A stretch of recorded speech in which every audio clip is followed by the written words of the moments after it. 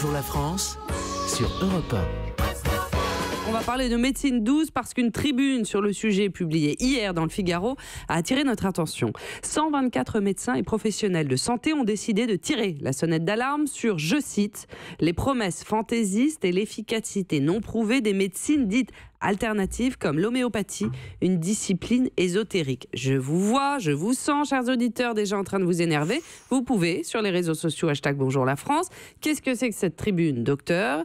Et qu'est-ce que ces médecins reprochent aux médecines alternatives exactement? Qu'est-ce qu'ils réclament? Alors, ce sont des médecins qui ont différentes spécialités, qui voulaient agir contre les fake médecines. Alors, ils surfent un peu sur les fake news, vous savez, et le problème, c'est qu'ils ont un peu tout mélangé. Et quand on dit médecine alternative, déjà, c'est pas le bon terme. On devrait dire médecine alternative et complémentaire, parce que toutes ces médecines, et en particulier l'homéopathie, la mésothérapie, l'acupuncture, ce sont des disciplines médicales qui sont complémentaire de la médecine avec les médicaments classiques. Pour tout vous dire, j'avais été contacté pour signer cette tribune, et quand j'ai vu que ça ciblait uniquement les médecines type homéopathie, là j'ai refusé de signer, parce que l'idée de signer une tribune contre le charlatanisme, oui, contre des médecines complémentaires qui peuvent être utiles aux patients, et on voit que beaucoup de patients les utilisent, et en tout cas qui ne font pas de mal. Je crois qu'il faut arrêter de crier au loup en disant que ces techniques sont dangereuses. Ça dépend, lorsqu'on remplace un traitement pour des maladies lourdes, un traitement qui peut vous sauver la vie par quelque chose de fumeux. Alors, évidemment, voilà pourquoi l'homéopathie, ce sont des médecins homéopathes qui la pratiquent. Ça veut dire quoi? Ça veut dire qu'ils font un diagnostic.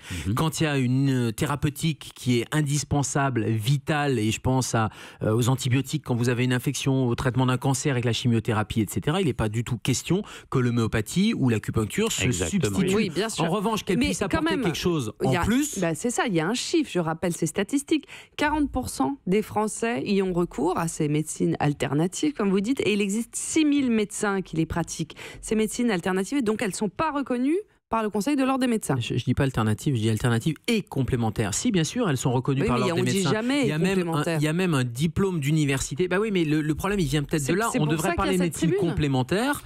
Et non, mais cette tribune, elle est tout simplement de dire, il y a la science n'a pas prouvé par A plus B, etc. Donc ça ne fonctionne pas. Sauf que la médecine, il faut un peu plus d'humilité. Il y a des choses parfois qu'on ne comprend pas. Le Conseil de l'ordre, vous me posez la question, il reconnaît l'homéopathie. D'ailleurs, il impose que ce soit des médecins qui pratiquent l'homéopathie. Donc il y a même des diplômes d'université, des diplômes interuniversitaires.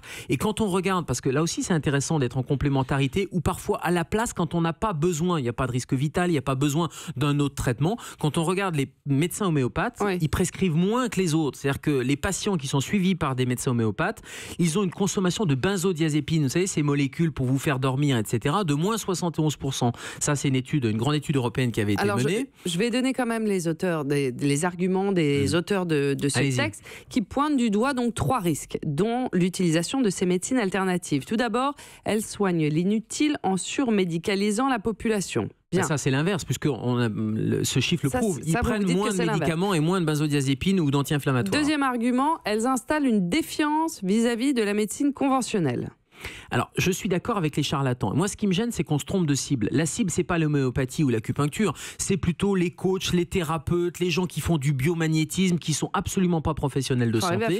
Et là, il y a un vrai risque et il y a une vraie dérive. Et donc, une tribune qui me semblerait salvatrice, ça serait de dénoncer ces charlatanismes-là, de saisir le ministère de la Santé et le Conseil de l'ordre des médecins pour pratique illégale de la médecine, mais pas sur l'homéopathie. Et le troisième argument contre ces médecines alternatives et complémentaires, n'est-ce pas, docteur, c'est que ça retarde les diagnostics. Non, parce que ce sont des médecins. Donc, par définition, c'est un passage chez un médecin qui va faire un diagnostic, il va interroger, il va passer parfois même beaucoup de temps, parce qu'on sait que l'homéopathie, l'acupuncture, c'est une médecine un peu dite intégrative, c'est-à-dire qu'il y a le corps, l'esprit et tout l'environnement du patient qui va être pris en compte. Donc ça ne retarde pas le diagnostic, puisque c'est un médecin qui va poser un diagnostic. Et en fonction du diagnostic, il va faire un choix. Il va aller à droite ou il va aller à gauche. Il va prendre les médecines complémentaires ou il va prendre les médecines allopathiques. En revanche, c'est pas compatible, puisque l'homéopathie c'est fondé sur le microdosage, et si on prend d'autres médicaments qui sont plus forts, c'est pas compatible avec l'homéopathie. Le principe est complètement différent. L'homéopathie, c'est les dilutions. Vous savez, les CH, c'est le nombre de dilutions,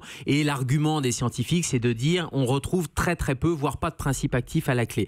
Il faut aussi relativiser les choses. Quand ils disent dans cette tribune que ça coûte énormément d'argent, c'est 0,29% des remboursements médicamenteux. Donc si ça peut faire économiser homéopathes, ils réagissent comment à cette tribune? Les homéopathes, évidemment, ils se défendent en disant, mais attendez, 1, on n'est pas dangereux, 2, on est médecin, donc on ne peut pas nous targuer et nous argumenter que nous sommes des charlatans. Bon. En revanche, il faudrait vraiment aller cibler, et moi je suis très inquiet de toutes ces dérives, et on va peut-être écrire quelque chose comme le sujet Bertrand, parce que le charlatanisme, ça existe avec ses coachs et ses thérapeutes. Pas du tout, c'est pas du corporatisme.